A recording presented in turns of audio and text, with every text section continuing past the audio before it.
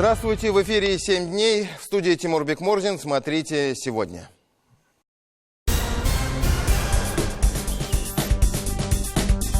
Ну а как строиться, если дорог нет, воды нет, электричества нет? Хотелось бы и самим пожить здесь, не только чтобы внуки пожили. Положено? Дай. Не можешь? Поясни тогда. Многодетные и земельный вопрос. Увидим ли свет в конце тоннеля?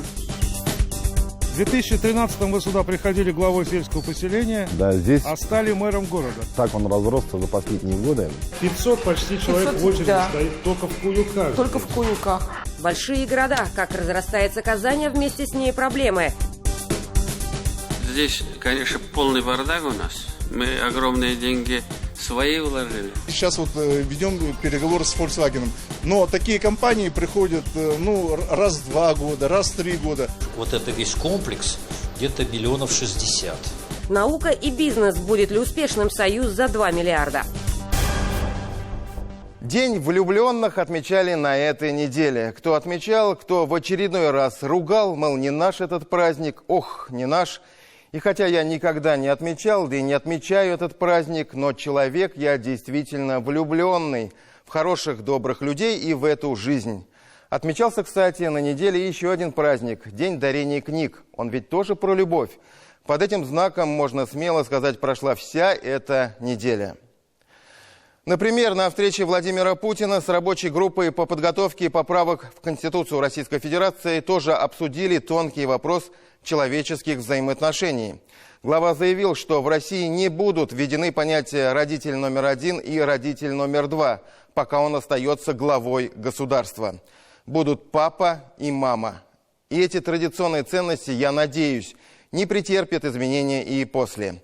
Сохранение семьи, решение вопросов демографии и улучшение качества жизни сегодня объявлены главными приоритетами политики государства.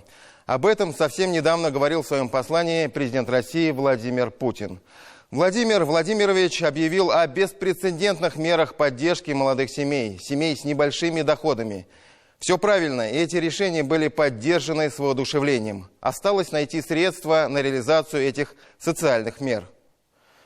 А теперь небольшая ложка дегтя в эту бочку оптимизма. В свое время также вдохновенно мы говорили о государственной программе по выделению бесплатных земельных участков многодетным семьям в нашей стране. Казалось бы, идея блестящая и очень своевременная, отличное подспорье для самих семей и хороший инструмент в демографической политике государства. На практике все получилось, как в известной поговорке, просто было на бумаге, да забыли про овраги. Подвела та самая непоследовательность государства. Увы, эта непоследовательность становится в России чуть ли не национальной чертой. Вот так ситуация выглядит по Татарстану. У нас где-то порядка 57 тысяч многодетных семей. И больше половины, а точнее 35 тысяч получили земельные участки. Этот показатель очень даже приличный. В других регионах дела обстоят намного хуже. Однако вот ключевой показатель, в каких районах хотя бы началось реальное строительство. И тут уже у нас, как и в целом по стране, ситуация печальная. Так как денег на инфраструктуру федеральный центр не выделяет, участки практически не застраиваются. Нет особого смысла выделять отстающие города и районы. Это почти все крупные города, в том числе и Казань. Можно выделить разве что районы, где есть какая-то активность. Это Альметьевский, Азнакаевский, Алексеевский, Актанышский, Сармановский районы. Почему буксует программа и когда появится свет в конце туннеля для многодетных? Давайте вместе посмотрим. Придумают же развитие дорог, нацпроект. Ну, развивайте. Такое ощущение, что именно на наших участках цивилизация почему-то заканчивается. И что нам делать, задаются вопросом многодетные семьи в Казани. В планах исполкома поселок Яшкещ – это рай для многодетных. С дорогами, школами, детсадами. В реалиях это голое поле, даже без намека на цветущее будущее. Ну а как строиться, если дорог нет, воды нет, электричества нет, газа нет? И вот этот вот замкнутый круг никак не получается разорвать, куда бы ни писали. Везде ответ один. Финансирования нет. Почему ничего не делается, почему нет конкретных сроков и почему... Этих почему очень много, к сожалению.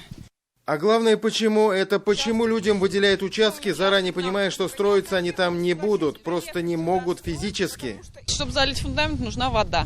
Мы откуда воду будем брать? Снег таять только. И все. В исполком Казани писали, в комитет земельных имущественных отношений писали, в Госсовет писали, в прокуратуру писали. Положено? Дай. Не можешь? Поясни тогда. Не хочешь? Дай альтернативу. Все же просто достаточно. Вот вроде бы неплохое место под Казанью для многодетных семей. Ровная площадка, рядом федеральная трасса М7. Но при более детальном рассмотрении выясняется, что эти участки для застройки пока не готовы. Во-первых, высокий уровень грунтовых вод и необходимость проведения дренажных работ. Во-вторых, нет всех необходимых коммуникаций, дороги. Единственное, кто здесь что сделал, это электросети. Да, они поставили столбы, да, они протянули провода, да, они подключают участки. Представьте, здесь и школа, и детский сад. То есть место хорошее. Но хотелось бы и самим пожить здесь, не только чтобы внуки пожили. Мы сделали запрос в исполком Казани не только по участкам Яшкещ, но и в поселках Сокуры, Дербышки, Каймары и других. Ответ, признаемся, совсем не удивил. Вот характерная выдержка из письма. Это тот случай, когда полномочия муниципалитетов не обеспечены источниками финансирования. Понятно, что для самих многодетных это слабое утешение, тем более, что Казань практически ничем не отличается от других городов и районов Татарстана. Это самые свежие данные по обеспечению инженерной инфраструктуры и участков для многодетных. На 31 декабря 2019 года самый высокий показатель по обеспеченности линиями электропередач – 55%. С водоснабжением и газоснабжением все куда печальнее, и совсем беда с асфальтированными дорогами. 85%. Вот, скажем, финансирование на себя должен брать федеральный центр. 10% это субъект. И 5% это муниципальное образование. В любом случае речь о миллиардах, десятках миллиардах рублей, если брать весь Татарстан. Только на обеспечение коммуникациями и социальной инфраструктурой поселка Барок под Нижнекамском нужна сумма под 900 миллионов рублей. На всю инфраструктуру надо 891 миллион рублей. Вот видите, да, это вот на весь Барок. Это куда входят и все инженерные коммуникации. Все а у нас здесь сети. 4 массива таких. Мы ждем, не знаю, чего мы ждем. Ее еще даже не создали для нас. Когда еще эту создадут программу, когда ее введут в действие, когда начнут поступать деньги, это еще неизвестно. Нам пришел ответ, что если по лимитам ждать финансы по воде, то пройдет 65 лет. Нельзя же ссылаться только, скажем, на центр. Вот те же ряд муниципальных образований находят варианты. Сарманово, Азнакаево, Мамадыш. В том же Азнакаевском, как и в любом другом районе Татарстана, говорить об успехе программы для многодетных пока не приходится. Проблемы здесь хватает, но большой плюс, что медленно, но верно стройка продвигается. Пока не теми темпами, как бы всем хотелось, говорит Раиль Фатахов, житель поселка Кучкайтау. Но это уже что-то. Налажен конструктивный диалог с администрацией, решается вопрос с газоснабжением и дорогами. 3 улицы полноценно обеспечены щебеночной дороги. Это улица Бахатле, Сабантуй, Спортивная. А это уже поселок Подсолнухи в окрестностях Набережных Челнов. Его можно считать относительно обжитым. Как нам сказали, здесь порядка 2300 участков для многодетных семей, и процентов 20-25 из них уже начинают обустраиваться. Но люди приезжают сюда скорее даже не благодаря, а вопреки каким-то условиям, которые здесь для них созданы. Вопрос водоотведения каждый решает самостоятельно, газа нет. Но главная проблема – это, конечно, дорога. Ее тоже фактически нет. И каждый решает этот вопрос самостоятельно за счет, в том числе, вот этого строительного мусора. Вот уж кому в активности и настойчивости не отказать, так это жителям поселка Подсолнухи. Их мало, но они умеют, когда нужно объединиться и проявить твердость. Добились того, чтобы дороги стали чистить. После таких активных действий власть сама уже пошла к нам на диалог. Вот то, что мы сегодня видели, что уже все улицы чистятся от снега, это вот как раз результат того диалога. Разговорами жители Подсолнухов ограничиваться не стали, подали в суд на администрацию Тукаевского района за бездействие. Первую инстанцию выиграли, правда, исполком подал апелляцию в Верховный суд. Мы задаем вопрос главе Тукаевского района, зачем вы подали апелляцию, если вы согласны с решением? А он говорит, мы согласны с решением, да, проблемы есть. но, говорит, денег нет, и мы вынуждены защищаться. То есть, вот это очень похоже на двойные стандарты. Вроде, да, я согласен, но делать не буду. По мнению депутата Госсовета Тахира Хадеева, активную работу с инициативными группами нужно продолжать и дальше, так же, как и изучать и внедрять лучшие практики в районах. Но и этого мало. Нужен куратор этой программы в республике на уровне хотя бы вице-премьера, считает Хадеев. Если федеральный центр не примет никаких мер по финансированию программы, Татарстану впору подумать об альтернативных вариантах для многодетных. Необходимо, во-первых, определить ответственного человека в правительстве, который бы координировал. И, возможно, в еженедельном режиме в то же время вести эту работу. Работа, она началась, но она требует более, значит, скажем, конкретных шагов. Тот же Питер, например, давно предложил своим многодетным: хочешь, бери участки, ну, естественно, тоже далеко, потому что Питер-то тоже большой город, то есть в городе ты ничего не можешь получить. То есть кому это не устраивает, там они просто получают средства. Там от 300 до 500 тысяч, они просто берут эти деньги. Тимур Бекмурзин, Андрей Ключников и Андрей Мохов. 7 дней. Часто мы даже не можем полностью оценить масштаб проблемы и задачи. На том же примере с многодетными семьями фактически речь идет о строительстве нового города, третьего по величине в Татарстане после Казани и Набережных Челнов. Возьмите 60 тысяч и умножьте на 5. Города, который должен развиваться, а значит должен быть не только обеспечен всей инженерной инфраструктурой, но и социальными объектами. Школами, детсадами, больницами. Это в идеале. А в реалиях мы зачастую сами создаем себе проблемы. Простите за каламбур. На ровном месте. Был пустырь, выросли дома, а с ними и запросы. 2 миллиона 675 тысяч квадратных метров жилья было построено в прошлом году. План выполнен, а в этом году будет еще больше. 2 миллиона 980 тысяч квадратных метров. То есть уже почти 3. А через год должно быть 4, а еще через год 5. И при этом потихоньку, помаленьку, но мы уже начинаем говорить не только о количестве квадратных метров, но и об их качестве. О том, что стройки должны менять внешний вид не только того, что находится внутри строительного забора, но и того, что вокруг него. Особенно в части того, что практически любое жилищное строительство кардинально меняет не только пейзаж, но и работу всех служб города или поселка, включая мэрию. Проблемы чисто городские приходят на село. Как? А вы посмотрите, как расползается, например, Казань. Если вы будете проездом в Пестричинском районе хотя бы раз в 2 месяца, то всякий раз вы будете удивляться и не верить своим глазам. На бывших сельхозугодьях вырастают теперь новые города, которых еще не было в наших сельских районах. И живут в них по большей части не сельские, а городские жители. Все это жители Казани в основном, не приносящие никакого дохода той территории, на которой они живут. Но думать об их благополучии приходится сельсоветам. И вот как у них это интересно получается. Чтобы это выяснить, далеко даже ходить не нужно. Михаил Любимов поехал за город, но села не увидел.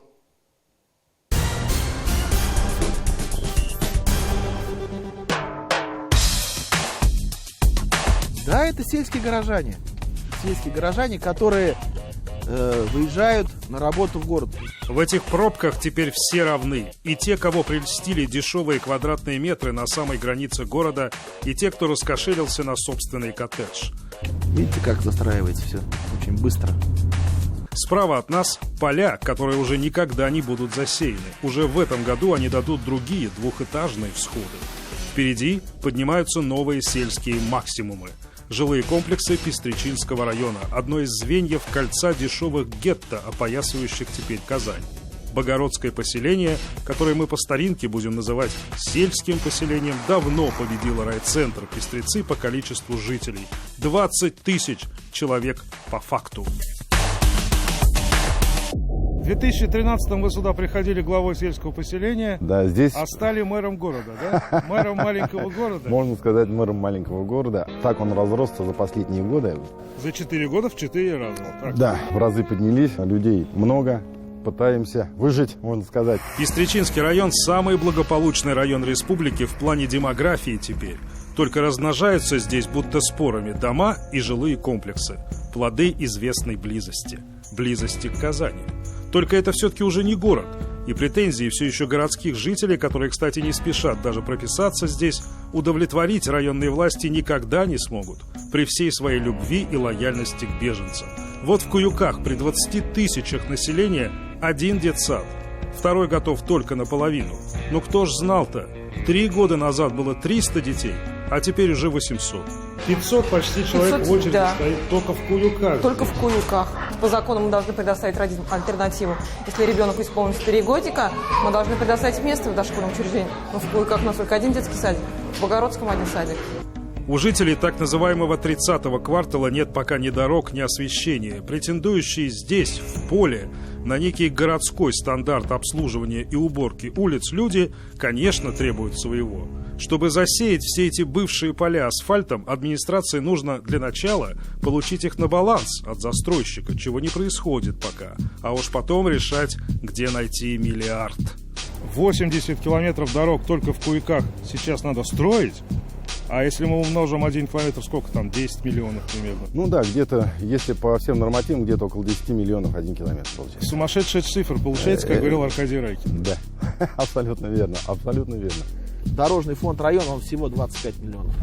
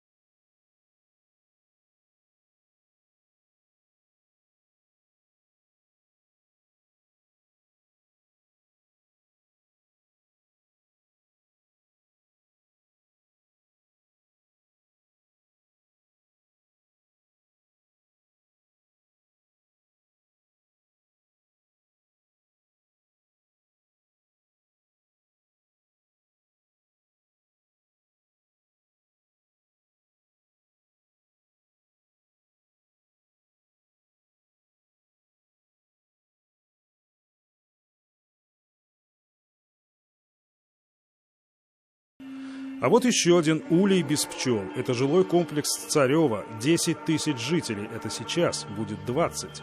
Работы здесь нет и не было. Работающих, стало быть, тоже. Маятниковые мигранты. К их услугам уже 2 садика строятся, 3-й школа строится, но не поможет и это. Да и работать в них будет некому. Лет через 5, даже 4 года, у нас придется открывать 10 параллелей первых классов. Там 240 человек с года до 2 в очереди, а из электронный детский сад стоит 240 человек. Да. Да, потому что в одном классе должно быть 25 человек по Санпину. Но люди-то требуют от вас, естественно. Ну, естественно. Они, как бы, наверное, воспринимают вас как филиал неких казанских властей, и они не понимают, что это разные люди просто совершенно. Мы здесь не филиал, мы все-таки район Истричинский. Казань, как яблоко с прогнившей сердцевиной. Центр изъеден червями, прогнил кое-где и от времени просто. А жизнь-то вся вот на этой кожуре теперь. Зеленодольский район, Салават-Купере – это еще Казань. А вот стоящий тут же комплекс Радужный уже за границей. И ничем эта заграница вам особо пока не поможет. Местные власти героически насыщают эти пустыри атрибутами городской жизни. Но те 4000, что здесь уже живут, здесь по-прежнему только живут и ежедневно чертыхаются в утренних и вечерних пробках, создателями которых являются сами.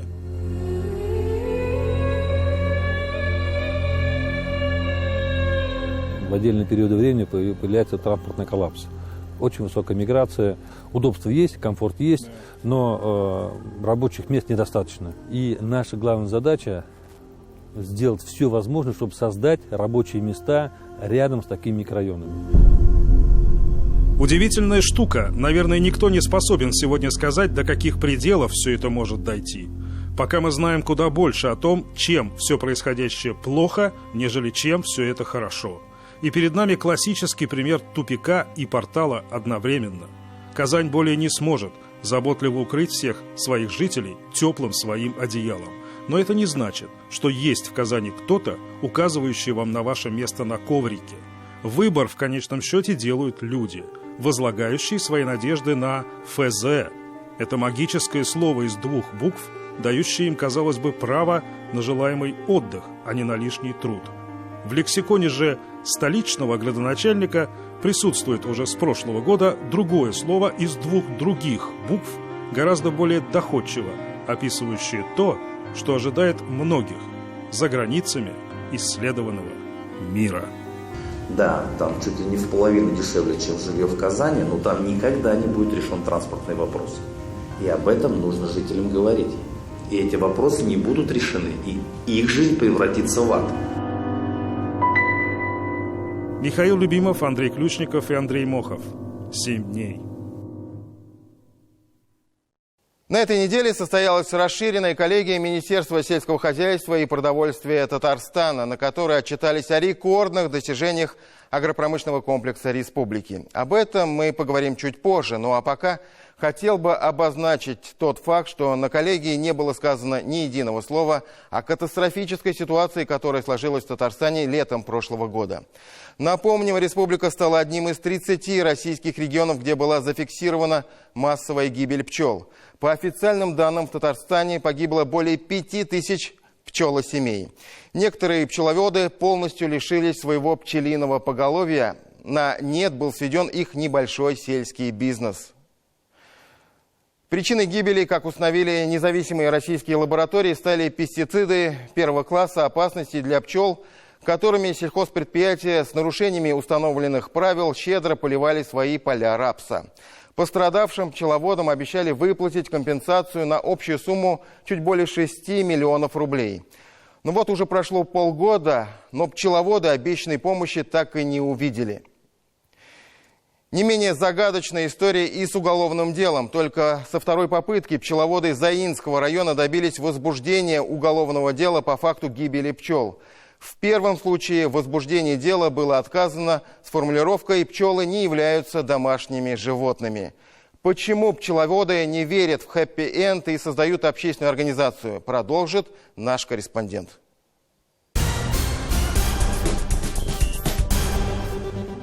В ДК села Савалеево организаторы встречи своих коллег-пчеловодов угощали душистым чаем, горячими пирогами и медом. Но только медом, собранным в 2018 году. Прошлым летом они остались без урожая. Их пчелы погибли после обработки пестицидами полей рапса и пшеницы. Этот факт подтвердила независимая казанская лаборатория.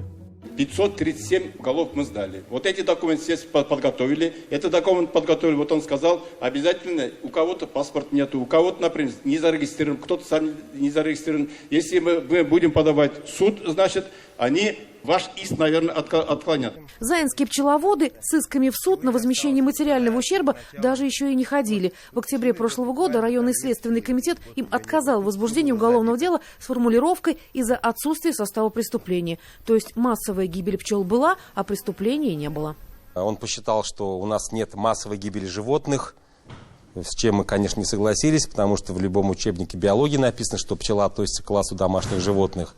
Вот. Ну и после этого, когда мы уже, значит, в прокуратуру подали жалобу, после этого Следственный комитет уже возбудил уголовное дело. Уголовное дело заинскими следователями в январе 2020 года было возбуждено по части 2 статьи 249 Уголовного кодекса Российской Федерации «Нарушение правил, установленных для борьбы с болезнями и вредителями, повлекшие по неосторожности тяжкие последствия».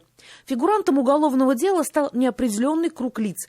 Кто эти лица, еще летом прошлого года установил Роспотребнадзор по Татарстану. Из-за несоблюдения правил использования пестицидов были оштрафованы местная агрофирма «Нива» на 10 тысяч рублей и фермер Рафис Фардеев на 500 рублей. Мизерные суммы, если сравнивать с миллионными потерями пострадавших пчеловодов Заинского района и миллионными прибылями аграриев от реализации выращенного рапса.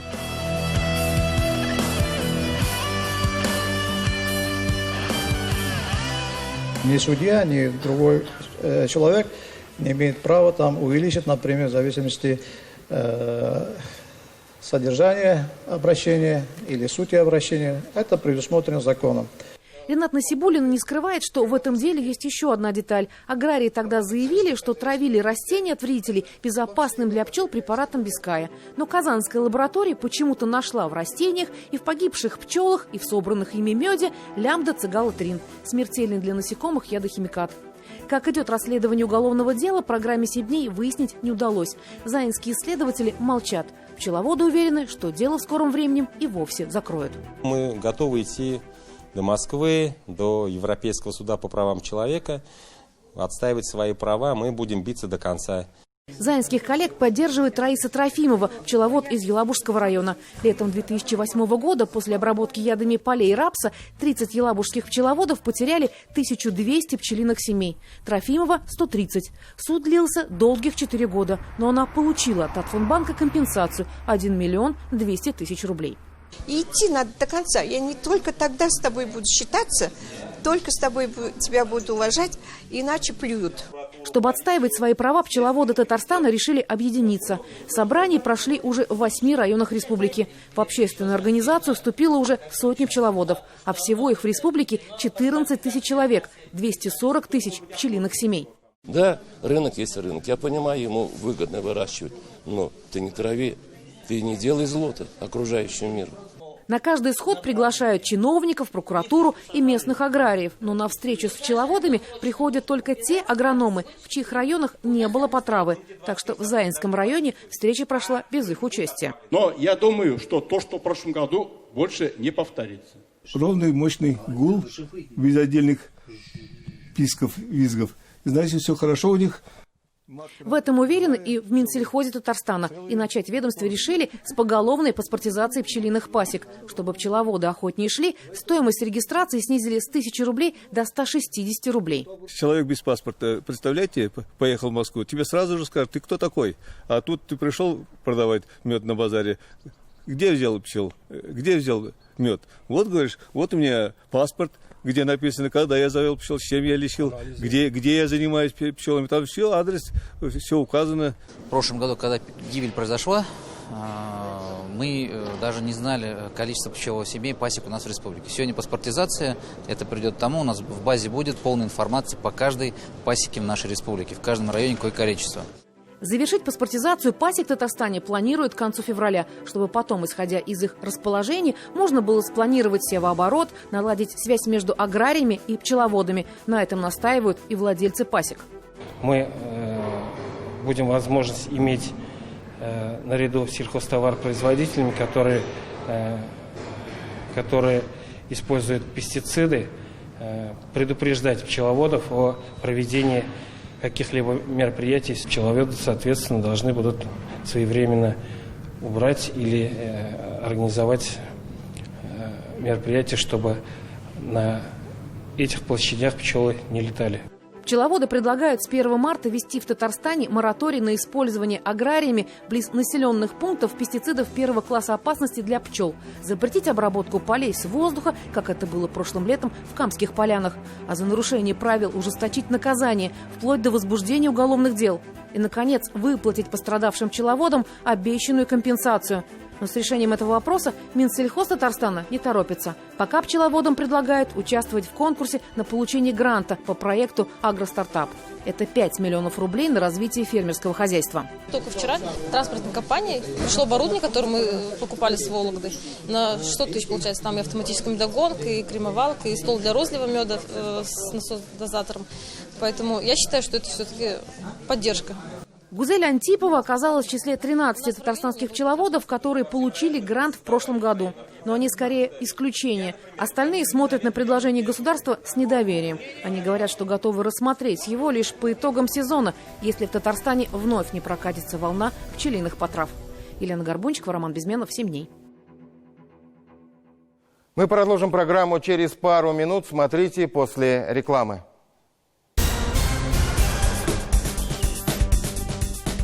Здесь, конечно, полный бардак у нас. Мы огромные деньги свои вложили. Сейчас вот ведем переговоры с Volkswagen.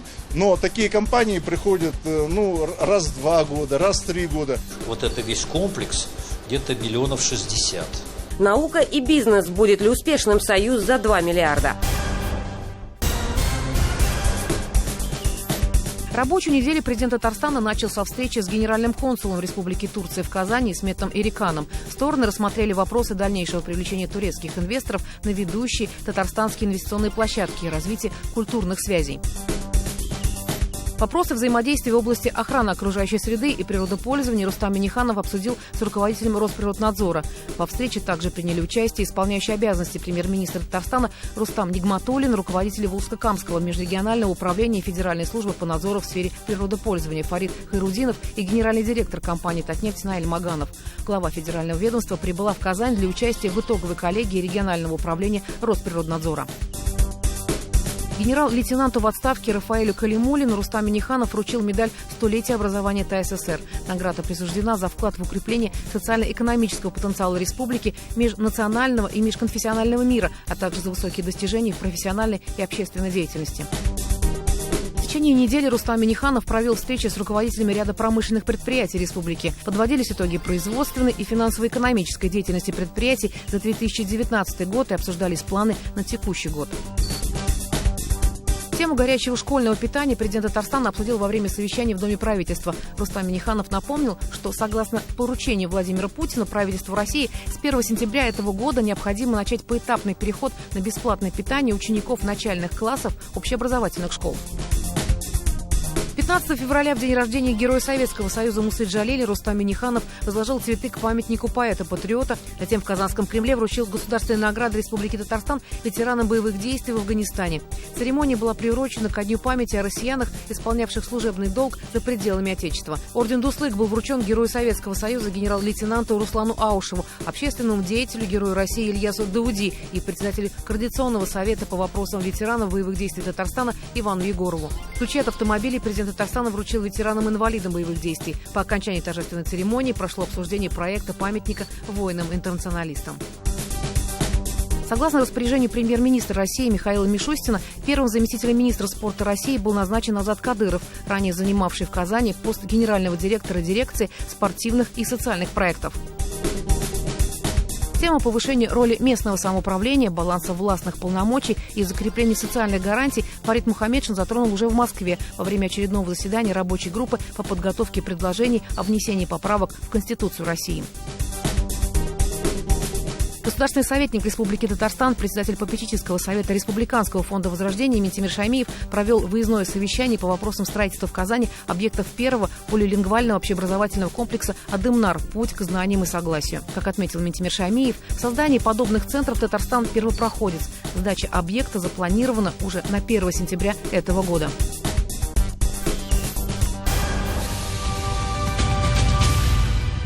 Продолжаем программу «7 дней». Мемориальную доску великому татарскому писателю, публицисту и народному писателю ТССР Амирхану Еники открыли в Казани в день его памяти. Мемориал разместили на фасаде дома, где он проживал последние годы. Еники вернул в народную литературу национальность и основные культурные ценности, которые сегодня нам важно сохранить и сберечь. Об этом говорил на мероприятии государственный советник Татарстана Минтимир Шаймиев. Предлагаю послушать. Sayın Başkanımız, hürmetli icad ahilleri, biz sizden bilen bir yıl ilgirek şaması sileşken idik. Biz özümüz turunda özümüz kaygırtmasak, kim kaygırtar? Şunu da şuna. Bunda bir kimge de, ülkelerine de gerekmi, ne de gerekmi, özümüzün işini özümüz alga sürgü değişmez. Biz darlıqlı əhəllərimizə hər vaxt yaxşılab əzirlənib, onların yubileylərin zor daklatlar bilən cəmaatçılıqını jiyib, dərçəqdə etkədə xalqımızға yetkirəydik. İndi həzir neçik yetkirəyə, nindi formuları ilikə qarağanda dərçəqdə etkədə alğa getdi. Biz bunların da faydalanıb, indi bu birinci adımlar deyib eytəm, mən çünki qarab baram. Bizning endi odatiy institutlar, universitetlarimizni boshqa spesial o'quv uyushmalarini birgalab, ijodiy uyushmalarni birgalashtirib, barliq yubileylarni izga solib, xalqimizning esida qolarliq ahillarimizni va ularga e'tiborimizni, rahmatimizni aytishga mümkünlük tabarga tiyişmiz. Biz işleyse şunu başka kişi işlemez, gerekmeydi. әле монда башкаларга куша башласаң, башкаларны чакыра башласаң, күбрәк бәлә табасың үзеңә. Безнең үзебезнең акылыбыз, Аллаһның гамәлебезгә без җавап бирә торган халык. Шуңа күрә үзебез сәясәтебезне үзебез алып барырга тиеш. Үз сүзебезне үзебез әйтергә. Кемгә ничек баһа бирергә, ансы безнең эшебез. Безгә әле бердәм булып, бергәләп, йошып, бер җырык кебек дип әйтим инде, кирәк монда күпме кирәк шулай булыр. Бар бит инде алар. Ихтият кешебез дә бар. Шуңа күрә менә шушыны башыбызга, аңабызга сеңдереп калдырып эшләтсәк, бар да Алла бирсә, тәртип булыр. Biz инде моны хәзер 2нче ел аның истәлеге шулай килеп чыкты. Алабыз искә, чөнки бик зур рәхмәт. Менә инде үзегезгә, министрлыгыбызга, анда була язучылар бердәмлегенә бу эшне инде мемориал истәлек тактасын ачуда кирәк. Булсын, алып күреп торсын. Балалар сорасыннар әти-әниләреннән кем бу, ничек булган. Шунда сөйләп бирүдә уже безнең заманда хәзер бит ул кысалары бик әйтәләр бит мәгълүмат башка сөйләп бетә торган түгел. Кайсы моннан чыгып китә, кайсы тегеннән үзләштереп калу җиңел түгел. Шуның өчен рәхәтләнеп күңелебезгә менә якын итеп Американныкины бүген истәлек тактасы ачарга килгәнегез өчен барыгызга рәхмәт. Горурлык хисләре белән ачабыз. Ям шулык вакытта әйтелеп кителде. Аның әсәрләрен бастырып чыгару буенча байтак кына эшләнде. Эшләнә. Шул ук вакытта башка телләрдә дә, инглиз телләрендә дә. Бу тагын бер кат әйтәсем килә. Бу башлангыч. Моңа гына безнең көчебез дә, дөресен әйткәндә, җигәрлегебез дә җитәрлек уны эшләргә кирәк. Менә Рөстәм Нургалиев белән дә без сөйләшеп бу мәсьәләләрдә шулай торып уртак телгә килеп, бу мәсьәләләрне алга да шулай матур иттереп сөйләргә тиеш булабыз. Biz шушы әһелләрнең әсәрләрен, хикәяләрен, повестларын, романнарын укып үскән балалар. Ул яшь чагында кирип калган, укыган әсәрләр алар бер вакытта да онытылмый. Аның кебек хикәяләр, ни өчен мин аны әйтәсем килә? Безнең күп язучылар бар, зур романнар, башкалар, повестлар, Американныкында бар.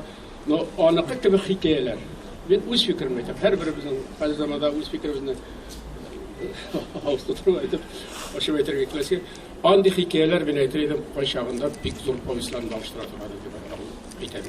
Чөнки аның кем җырлады дигән хикәясе заманында аны теге музыкаль программа итеп тә биргәннәр иде. Дигәр безнең радио телевидениедән, безнең республика. Мин аны хәзердән табам. Әйтеп бетерәсе түгел, аның сошчыгы башка бик күп хикәяләре күңелгә күңелләрне тетрәндерә торган дип әйтелә. Без быел, Алла бирсә, матур гына иттереп, бөтен халкыбыз Бөек Ватан сугышында инде җиңеп чыкканыбыз, җиңү бәйрәмен зурлап бөтен дөньяга күрсәтеп әзерләнәбез. Инде тагын үзебезнең катгый сүзне әйтергә. Ну, дөньяда нинди хәрәкәт бара, сез барыгыз да беләсез. Анда бит бөтен Бөек Ватан сугышының нәтиҗәләренә ревизия ясаучылар хәзер күбәеп китте. Ничек кенә дә ташланалар. Безгә акылрак булырга кирәк. Безгә бердәмлек булып, бер фикердә эшләтү. Менә дөньяда реаль тормыш кая алып бара, сәясәт кая алып бара, шуларны хисапка алып, безгә берләшеп эшләргә кирәк. Безгә татар башын татар үзе ашамаса да ашаучылар табылыр. Мин моны чын күңелемнән әйтәм. Чын күңелемнән әйтәм. Безнең бөтен халкыбыз, бөтен Советлар Союзы шырыннан репрессия елларында нәрсәләр генә күрмәгән, нәрсәләр генә булмаган, кемнең генә башыннан узмаган бу хәлләр. Шушы вакытларда берләшергә кирәк ныклап. Бер-беребездән шуп юллап, бер-беребездән нәрсә булды икән дип юллап йөрү, бу җегетлек түгел дип әйтәсем килә минем. Мин моны үзрәп әйтәм. Җегетлек анда түгел, җегетлек берләшергә матур иттереп. Шуңа күрә матур иттереп җиңү бәйрәмен. Шул ук вакытта республикабызның 100 еллыгы. Менә хәзерге вакытта инде экраннардан күрәбез, ничек иттереп элекке заманда эшләгәннәр безнең иҗат хезмәткәрләре, башка данлыклы әһелләребез, җегетләребез кызларыбыз. Аларны искә алып, менә моторны әйтеп алып барабыз. Шуңа күрә монда кирәк бердәмлек. Әгәр дә кайда нәрсә булган ул елларда үз-үзебездән чүп юллап, ул җегетлек түгел дип әйтәсем килә. Аның өчен җегет булу кирәк, җегет булу өчен кирәк берләшү, үзебезнең йөзне саклау һәм үзебезнең дөресен әйткәндә ихтияҗ көчен файдаланып, үзебезне пакларга кирәк. Бу мәсьәләләрдә вакланырга безгә ярамый. Безгә берләшү кирәк. Без берләшмәсәк, бер фикергә килмәсәк, җиңел заманнар түгел. Күпме инде катлаулы тормышта узган. Безнең диләл менә Хәсән Туфанның тормышын алып инде. Хәсән Туфанның, Аяз Гыйлаҗевның, башкаларның тормышларын күпме михнәт күреп, төрмәләрдә, ссылкаларда утырып кайтып та, нинди йөрәк белән, нинди ни белән кайттылар. Халыкыбызга берәр тап төшерделәрме, берәр төсле формада. Алар ныгып кайттылар. Менә бүгенге форсаттан файдаланып, сүзгә минем әйтәсем килә. Сез аны аңладыгыз, менә Нәкъи Сәнбәт турында соң вакытта сүз куертабыз. Үзебезгә сүз куертабыз. Нәрсә дип яза Амирхан Динеки Нәкъи Сәнбәт турында. Нәкъи Сәнбәт турында. Наш народ знает очень хорошо, кто такой Нәкъи Сәнбәт. Заслужить признание и любовь народа нелегко. Это требует от писателя порядочности, справедливости, огромного трудолюбия и мужества. Жизнь и творчество Нәкъи Сәнбәт яркий тому свидетельство. Безнең юбилярыбыз шушындый бәһа бирә. Әйтәсем килә. Менә Аяз Гыйлаҗев нәрсә генә күрмәгән бит. Нәрсә генә күрмәгән. Менә Аяз Гыйлаҗевның әйтеше, үз сүзләре. Своим собратьям по Перу рекомендую, прежде чем поднимать топор на вековые дубы, посадить для начала дерево на замену. Менә алар безнең бөек шәхесләрбез. Менә ничек әйтәләр, менә ничек фикер йөртәләр. Әйтәсем килә, менә юбилей елында. Менә бу бигрәк тә инде теге безнең сынау юллары. Бәлкем сынарга да телиләрдер. Теләсеннәр, без тарихта эзлебез. Аны бөек Тукай әйткән. Шуңа күрә шушы үзебезне тирәнәйтеп, горурлык хисләрен саклап, киләчәктә дә исәнлек, саулык белән матур итеп эшләргә яшәргәсез. И в продолжение темы на этой неделе стали известны новые подробности предстоящей переписи населения 2020 года. Депутат Госдумы от Татарстана, первый заместитель председателя комитета по делам национальности Ильдар Гильмудинов в интервью одной из российских газет отметил, что при переписи населения россияне смогут выбрать любую национальность, но только одну. По словам Гильмудинова, есть статья 26 Конституции, которая говорит о том, что никто не имеет права принуждать гражданина определять свою национальность. Как он себя назовет, так и должно записываться в анкетах, пояснил депутат. Что важно, содержание переписных листов переведут на 10 языков. Английский, китайский, татарский и другие, чтобы людям было комфортнее отвечать. Похоже на то, что идея с двойной или множественной идентичностью, которую продвигал российский этнолог Валерий Тишков, и о которой мы уже говорили в нашей программе, в этой переписи воплощена не будет.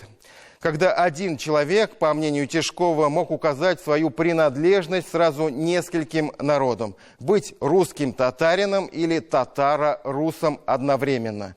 Эта идея с множественной идентичностью вызвала массу критики со стороны национальных регионов, в том числе и Татарстана. Ведь в этом случае такая вот размытость в определении может существенно исказить статистические данные, которые касаются численности того или иного народа, и в итоге повлиять на последующие решения, связанные с проведением национальной политики. Казалось бы, острые моменты пройдены, но проблема все равно остается. В Татарстане, к примеру, по последним данным проживает свыше 250 тысяч татар православного вероисповедания. Происхождение этнонима татар-кряшин до сих пор вызывает много споров. К чему могут привести эти споры, разбиралась Эльзира Юзаева.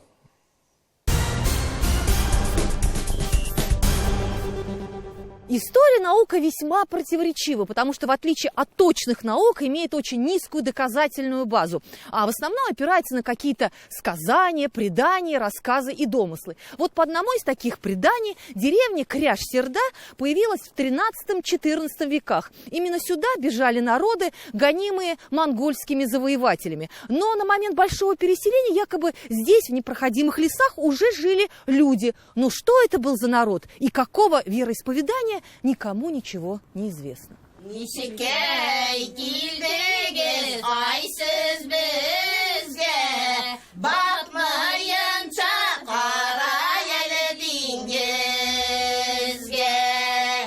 Этот народный обычай в деревне Кряж-Серда своими корнями уходит в глубокое прошлое. Праздник красных яиц, что на татарском звучит как «Кызыл юмырка бейраме», сельские жители отмечают ранней весной. Обычай чем-то схож с православной Пасхой, но имеет свои языческие элементы, которые сохранились только у татар-кряшин. Рус дине буенча үлгәннән искә алганда күбрәк чиркәүгә йөргә кушалар. Ә бездә күбрәк таба исе чыгару мәсәлән, ягъни табада ризык пешәргә тиеш өйдә үлгәннән искә алганда, ана соң зиратка барганда ризык белән барырга тырышканнар безнең элекке халык инде каберләргә ярмалар сипкәннәр. Бездә үлеләр өчен махсус мунчалар якканнар. Бездә менә бу элекке мәҗүси элементлар керәшеннәрдә, чуашлардагы, марилардагы шикелле нык көч сакланып килгән. Жители кряшинских деревень уверены, что их далекие предки были из числа древних тюркских народов и, в отличие от татар, вплоть до христианизации оставались язычниками, а потому имеют весьма посредственное отношение к татарам-мусульманам и татарскому народу. Но это связано с тем, что они приняли христианцев в период, когда у татаров еще исламизация шла только не очень глубоко, и был такой двойственный синкретизм религиозный. А у татар-мусульман исламизация пошла дальше, и она постепенно нивелировала, вытеснила эти элементы языческой культуры. Но для историков все намного прозаичнее. Загадочные кряшинские праздники – это действительно уникальное культурное явление. И их главная особенность заключается в том, что их смогли сохранить именно крещенные татары, которые как бы оказались на стыке сразу нескольких культур. Историки уверены, что христианизация изменила быт, образ жизни татар, но главный культурный маркер, который является определяющим в вопросах этничности, у крещенных татар остался неизменным. Это родной татарский язык. Язык у них даже нет отдельного кряшинского диалекта. Есть говоры кряшин. Причем говоры у них фактически дублируют говоры татар, то есть татар той территории, где проживают кряшины.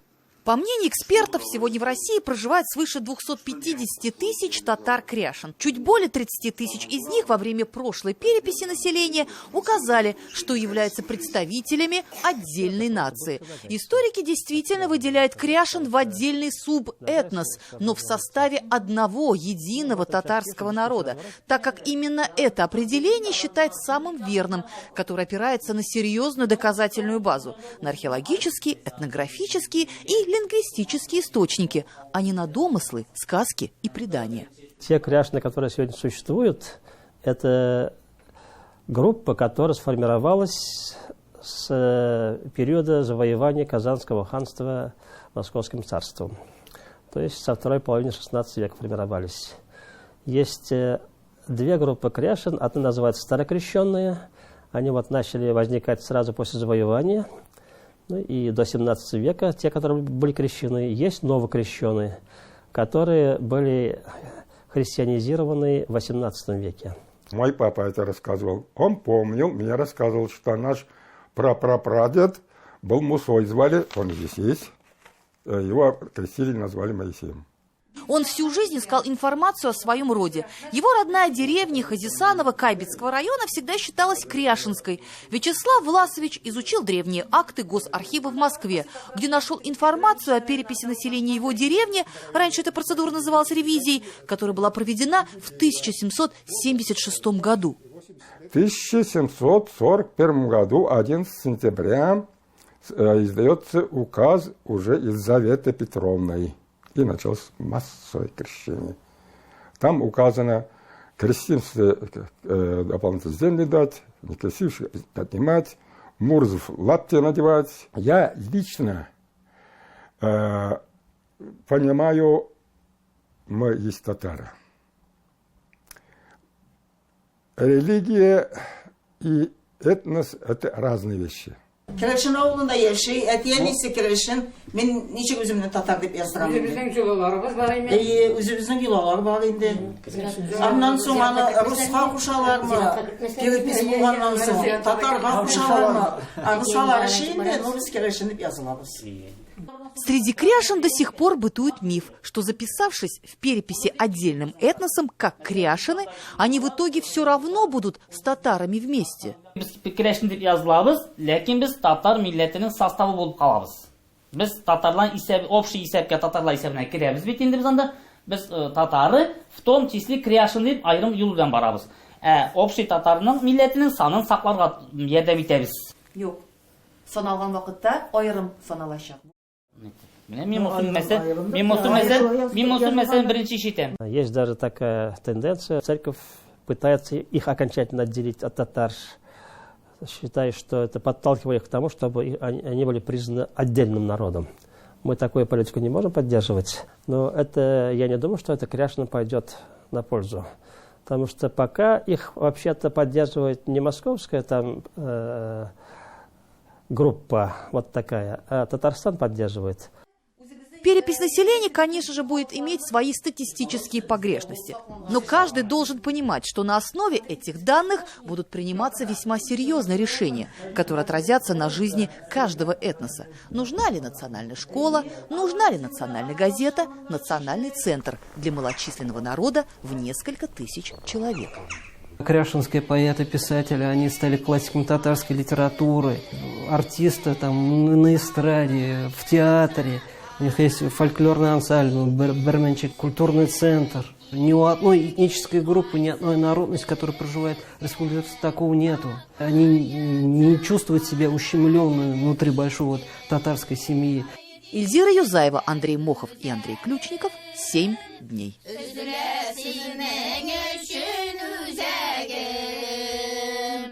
Полный бардак. Такими словами охарактеризовал президент республики работу инжиниринговых центров в Татарстане. На коллегии Минэкономики речь зашла об эффективности подобных центров. Чем недоволен президент? Все просто. Вложения есть, а результата не видно. Для начала поясню или напомню, что такое инжиниринговые центры. Как правило, они создаются на базе университетов и становятся инструментом для внедрения научных разработок в промышленность, при этом, конечно, получая коммерческую выгоду от этого внедрения. Инжиниринговых центров в Татарстане 6. В их создании было вложено порядка 2 миллиардов рублей из федеральных и республиканских средств. Они не в первый раз становятся объектом критики президента. На то, что они работают недостаточно эффективно, Миниханов периодически обращает внимание с 2016 года. Вкладываются деньги, а значит, пора бы технологиям перейти из разряда вспомогательных в стратегические. Средства, впрочем, не конкретные, а втекают в виде дорогого оборудования, которое необходимо оправдать. Однако все не так просто. Эксперты напоминают, нельзя путать науку с бизнесом. Оказалось, что большинство центров существует не столько прибыли ради, сколько научного потенциала для. Красивые картинки и блестящие презентации. На самом деле инновационные проекты соответствуют мечте. И если да, то чья она, эта мечта? Диляра Юсупова о видимом и видимости.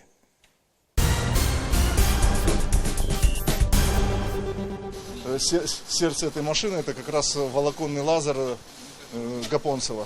Вот они, хвалебные лазерные технологии. Репутация их вполне оправдана. Именно лазер когда-то был признан большим прорывом в области инноваций. Допустим, такая махина уровня КАИ лазер есть только в Татарстане и в Екатеринбурге. Вопрос в другом. Могут ли достойные технологии найти достойное применение? Здесь, конечно, полный бардак у нас. Мы огромные деньги свои вложили, федеральные деньги получили. Сегодня эффективность вообще очень низкая. И КАИ лазер не работает, и другие толком не работают. Вы вникаете в это, Фарид Султанович, нет? Никаких от вас этих не было. Я думал, все это заработало у нас. Значит, поручение правительству разобраться, принять меры. Что это такое? Стыд, позор.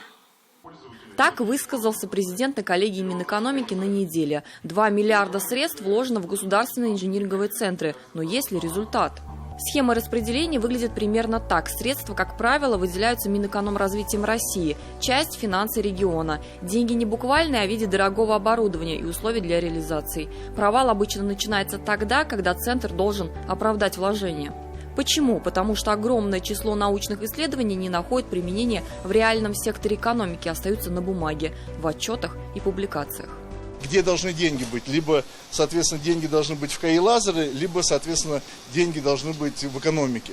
Соответственно, КАИ лазер генерирует деньги вокруг себя. То есть в себе он не может по ряду причин там, соответственно, генерировать эти деньги. КАИ лазер, если брать, он как научный центр, то есть он как центр при вузе. То есть, соответственно, никто в здравом уме туда не придет размещать заказ. И это реально так, потому что это невозможно. Mercedes, BMW, Schneider Electric, и сейчас вот ведем переговоры с Volkswagen. Но такие компании приходят раз в 2 года, раз в 3 года. Крупной рыбе неинтересна наука, а наука не умеет заниматься маркетингом. Вот такой замкнутый круг. К тому же большинство центров созданы на базе вузов. У потенциальных партнеров не всегда есть желание вникать во внутреннюю кухню университетов, уговаривать исследователей, ориентироваться на потребности рынка, а потому диалог крайне ограничен. Сейчас вот происходит надув бака, дальше подключается форсуночное устройство, и по секундно-массовому расходу мы определяем расход горючего. Зависит, впрочем, и от того, что продавать. Энергетика – ресурс востребованный, очень много точек сбыта. Это и строительство, и промышленность, и ЖКХ. Инжиниринговый центр Казанского энергоуниверситета, где главное тоже наука, но прикладная. Все, что здесь представлено, и может, и применяется на производстве. Дальше это все монтируется на более укрупненные платы. И мы полностью выпускаем под ключ устройство, готовое к установке у поставщика. Очень дорого оно стоит. Около, по-моему, вот это весь комплекс, где-то 60 миллионов.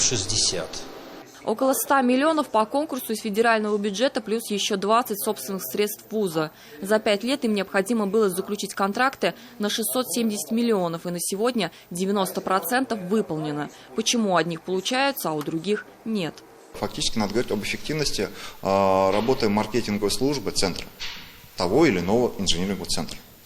Может быть, произошло переполнение предложений. Бывает такое. То есть предложение превышает спрос. Может быть, те или иные центры создавались под возможный спрос и под планируемый рост промышленности в той или иной сфере. Но чуда не бывает. Экономика вещь такая, что не пошло производство. Соответственно, нужда в этих услугах того или иного центра, она вот оказалась низкая. Но это не значит, что эти услуги не нужны. Жила центральная которого может разогреваться в нормальном режиме до 90 градусов. Следующим шагом это будет уже авторские права, оформление авторских прав. Сейчас пока нет времени, нам нужно организовать производство. Это довольно сложный процесс. Одна из разработок – Центр инжиниринга в сфере химических технологий. Работа шла 2 года, а руки до оформления на индивидуальную собственность так и не дошли. Патенты. Что с ними? Парадокс, но научных открытий с каждым годом все больше, а патентов все меньше. Работы, как правило, мы выполняем по заказу различных компаний, заказчиков.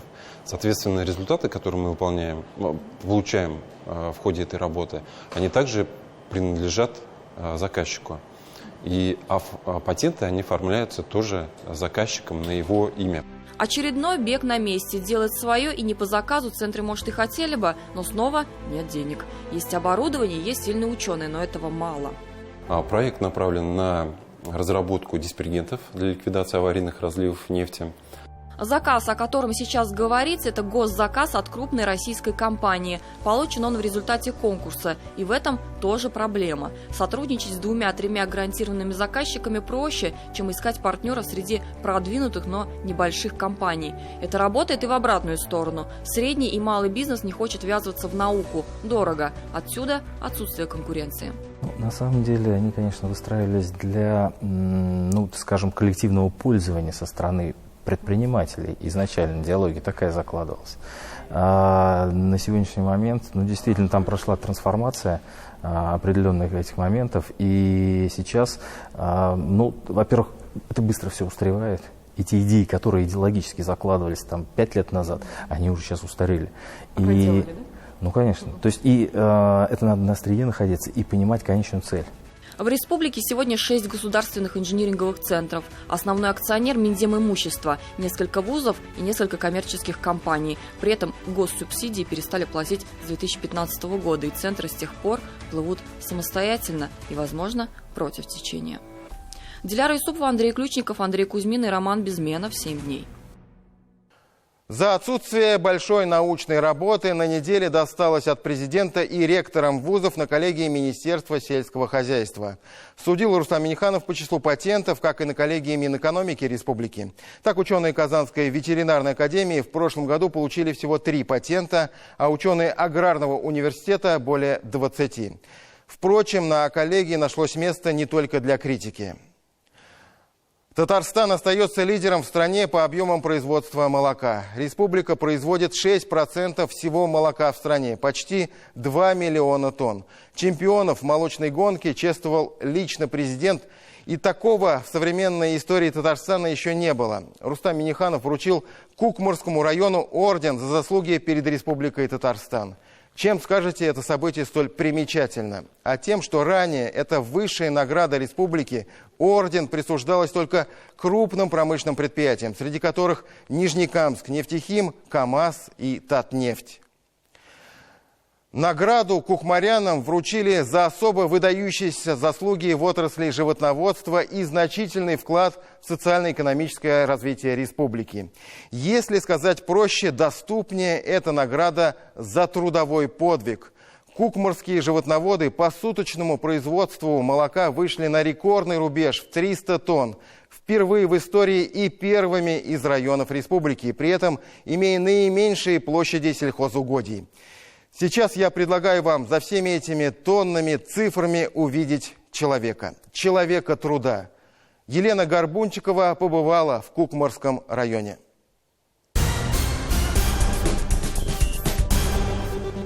Перед тем, как начать разговор о рекордах татарстанских аграриев, мы решили заглянуть в один из казанских супермаркетов. На прилавках с молочной продукцией несколько десятков торговых марок, но по большей части это молоко, сметана, творог, кефиры и йогурты, произведенные в Татарстане. Каждый день татарстанские буренки дают 3500 тонн молока. И на сегодняшний день это лучший показатель России. Кстати, молоко в каждой 10-й такой бутылке было получено от кукмурской буренки. О том, что кукмурские аграрии бьют рекорды, мы, простые покупатели, даже не задумываемся. А ведь это результат большой кропотливой работы. Да. Светлана Иванова, доярка из сельхозкооператива «Урал», на ногах уже с 4 часов утра. За смену нужно подоить 1200 коров. Это по 40 животных за один круг движения карусели. Все буренки со своим характером, так что каждый нужно найти подход. Светлана признается, что с непривычки к концу смены у самой голова шла кругом. Конечно. Тут компьютер, все надо приглядеть и за компьютером, и за скотиной. Аппараты вот падают, все надо на все успевать. Как бы 4 глаза нужно сюда, и туда, и сюда. О том, что родной Кукмурский район по итогам января выдал рекордные 300 тонн молока за сутки, узнала, конечно же, на работе. Из них свыше 70 тонн молока в день дают буренки из кооператива «Урал» и соседней агрофермы «Рассвет». Это же наша работа, мы это работаем со всей силой. Чтобы главное здоровье было, работать, чтобы не болели, скотина была здоровая. Здоровье и правильный рацион питания коров – это уже забота Нурсиля Галиева. 18 лет назад на ферму он пришел после окончания Казанской ветакадемии. 3 года назад был назначен главным зоотехником. По его словам, 70% успеха предприятия – это качество кормов. Кооператив их заготавливает на собственном заводе. Так что теперь от каждой коровы здесь получают до 30 литров молока в сутки. Если мы будем гонять за цифрами, за какой-то 40-50 литров, потом у нас будущего не будет. Потом, чем больше надоя, тем больше и проблема по воспроизводству, по восстановлению стада, по болезням. Нурсиль признается, что 20 лет назад чуть не остался жить в Казани. На возвращении в родное село настояли родители. И теперь этому только рад. Большой дом Нурсиль построил по программе «Жилье для молодых семей». Вложил мат-капитал. У Нурсиля 3 детей. Как можно это жаловаться вот этому в жизни? Лишь нам только вперед, жить-то жить, здорово. Трудиться уж. Кадры у нас свои. У нас каждый год еще 24, хорошо, это 25 детей рождается. Значит, и молодежь остается, и 5-6 человек каждый год получает и субсидии. То, что предусмотрено, дом построит молодежи. Кстати, новая школа в Улуязе носит имя председателя кооператива Газинура Хабибрахманова. В ней учатся 125 ребят, 6 выпускников, студенты-целевики агроуниверситета.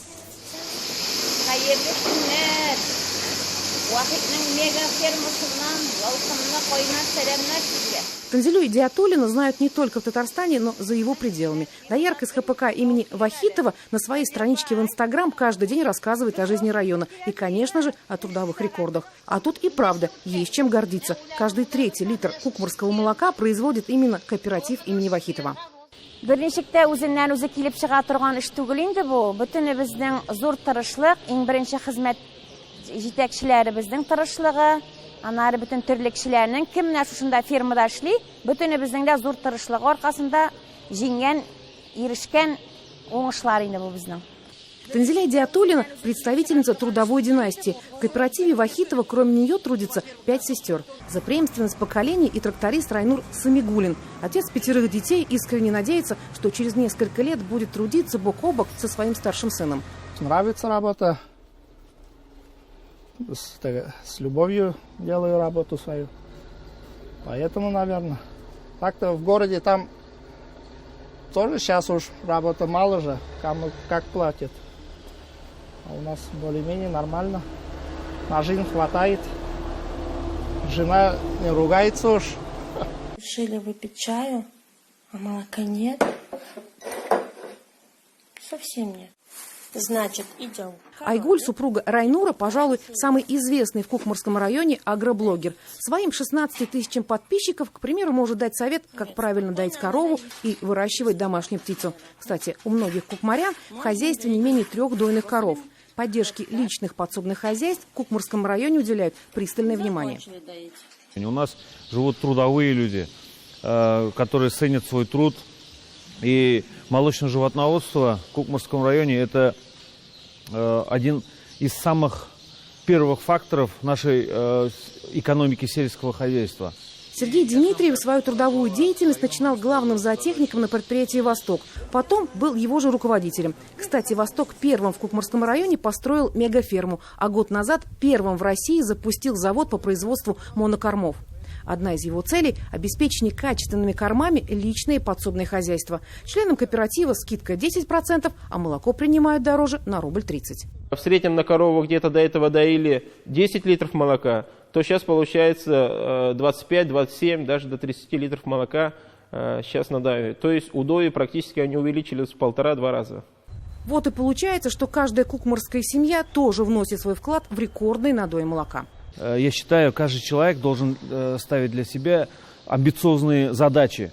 Если какие-то ты себе задачи поставишь, и ты так будешь работать.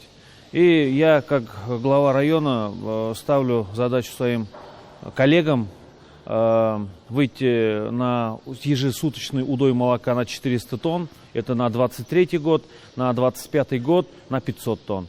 Цели вполне достижимы, говорят в кооперативе имени Вахитова, потому как многое решают кадры, а среди сотрудников немало заслуженных работников сельского хозяйства. Вот у нас еще у Вахитова, Ваминское хозяйство, там тоже вот 3 года, 4-й год пошел, когда мы брали, там тоже 2 тонны 800 молоко было, сегодня вот 17 500 тонн. Всего же в этом году в Кукмурском районе будет заложено строительство 4 новых животноводческих комплекса. Елена Горбунчик, Роман Безменов, 7 дней. Этот завершающий репортаж был тоже про любовь к тому, что ты делаешь. Любви нам всем и наилучшие пожелания. Встретимся через неделю. До свидания.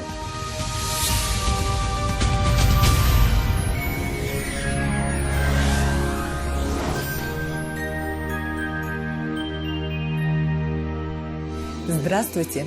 Предстоящая неделя вновь не будет отличаться от первых 2 месяцев зимы. Ожидается теплая и снежная погода. По данным сервиса Яндекс.Погода, на северо-востоке, в Набережных Челнах, Нижнекамске, Елабуге в течение всей недели будет пасмурно и очень снежно. Температура будет колебаться от 0 до минус 2 градусов. На юго-востоке, в Бугульме, Бавлах и Азнакаево аналогичная ситуация. Будет снежно. С четверга ожидается потепление до 0 градусов, которое сохранится до конца недели. В центральных районах республики понедельник встретит жителей пасмурным небом и теплой погодой – 0 градусов. Во вторник потеплеет до +1. Возможен снег с дождем. В течение всей недели будет снежно. На юго-западе республики с самого понедельника небо затянет снежными облаками. И до выходных ожидаются осадки. С четверга станет еще теплее – +2. На северо-западе республики, а также в Казани всю неделю ожидаются осадки, преимущественно в виде снега. Будет очень тепло. Столбики термометров поднимутся до отметки +2 градусов. Будет сыро. Погодные процессы неблагоприятны для самочувствия и могут стать причиной простудных заболеваний. На дорогах ожидается местами гололедица.